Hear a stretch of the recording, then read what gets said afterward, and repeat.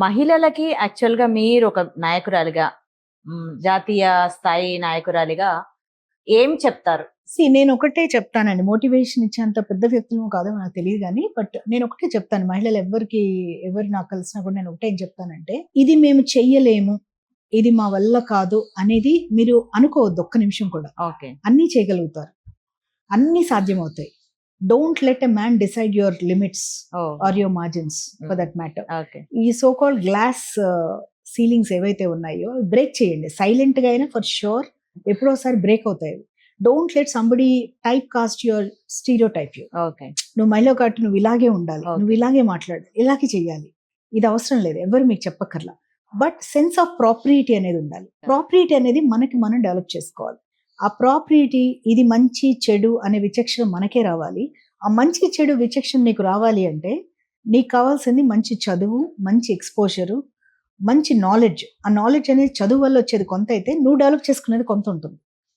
ఈ ప్రచార సాధనాలు కానివ్వండి, పుస్తకాలు కానివ్వండి, అందరి చుట్టూ ఉన్న వ్యక్తులను చూసి నేర్చుకోవటం కానీ, ఇవన్నీ నేర్చుకునే బాధ్యత మనకే ఉంటుంది. అదే ప్రపంచమే ఒక పెద్ద విశ్వవిద్యాలయం. అవును.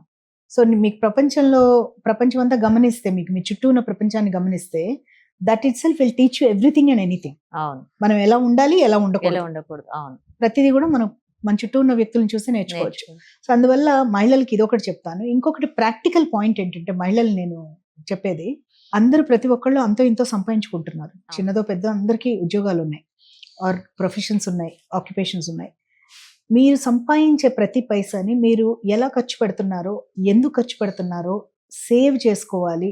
రేపటి రోజున మీ ఫ్యామిలీకి కానీ మీకు కానీ అవసరమైన రోజు ఎలా రేస్ చేసుకోవాలి, అప్పుల పాలు అవ్వకుండా ఎలా ఉండాలి, సేవింగ్స్ మీద ఎలా కాన్సన్ట్రేట్ చేయాలి, ఇన్సూరెన్స్ ఎందుకు తీసుకోవాలి, వీటన్నిటి మీద ఒక అవగాహన పెంచుకోండి.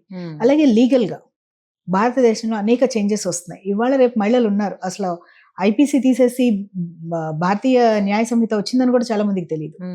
సో అట్లా చాలా, అంటే లీగలీ చాలా ఇగ్నరెన్స్ ఉంది మనకి. ఇవి డెఫినెట్ గా అందరికీ చెప్తాను నేను. అండ్ రాజకీయాల గురించి స్పెసిఫిక్ గా చెప్పాల్సి వస్తే, రాజకీయాల్లోకి రండి. అందరూ చెప్పినట్టుగా ఇదేమి భయంకరమైన ఫీల్డ్ ఏం కాదు.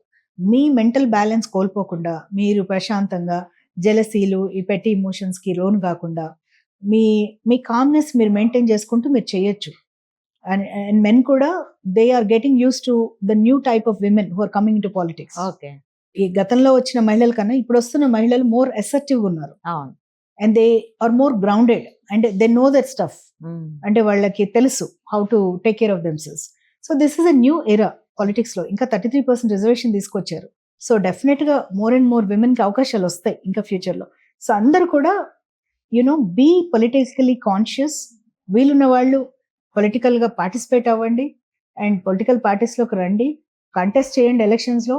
It could be MPP, ZPTC, ఏదైనా అయ్యి ఉండొచ్చు. పార్లమెంట్ నుంచి పంచాయత్ వరకు అవకాశాలు ఉంటాయి మహిళలకు.